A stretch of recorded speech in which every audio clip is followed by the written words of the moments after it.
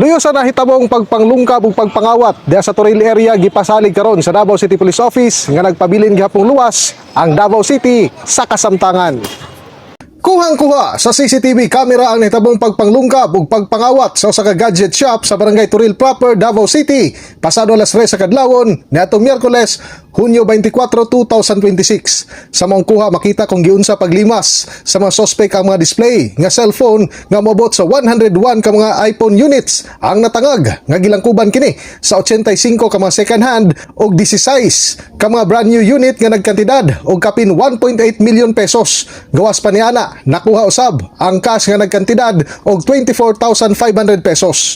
Sumala pa kay Davao City Police Office kung DCPO spokesperson Police Major Maria Teresita Gaspan. Ginasubay na nila karon ang CCTV footage din na sayran nga moabot sa 8 ka mga individual, din 6 ka mga lalaki og 2 ka mga babae ang nalambigit sa mong krimen. Misakay ang mga suspect sa usa ka puti nga van padulong sa MacArthur Highway human sa mong panghitabo. Coordinate no pa sa pag-compare sa ilahang mga dokumento no sa mga CCTV footage no ug sa mga rogues gallery para matabangan no nga mahatagan og lead no. Ginasuta na usab sa DCPO kung aduna ba kini kalambigitan sa nahitabo usab nga pagpanglungkab sa laing gadget shop sa Tagum City pasado alauna sa kadlawon sa susamang adlaw. Ayon sila usab sa atong mga neighboring stations o provinces nga adunay similar nga incident kay ani no.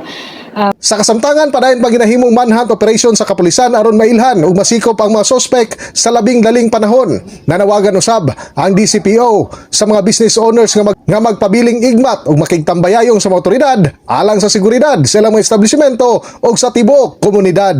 In the heart of changing lives, ako si Brigada Julius Pacot alang sa 93.1 Brigada News FM Davao, The Music and News Authority.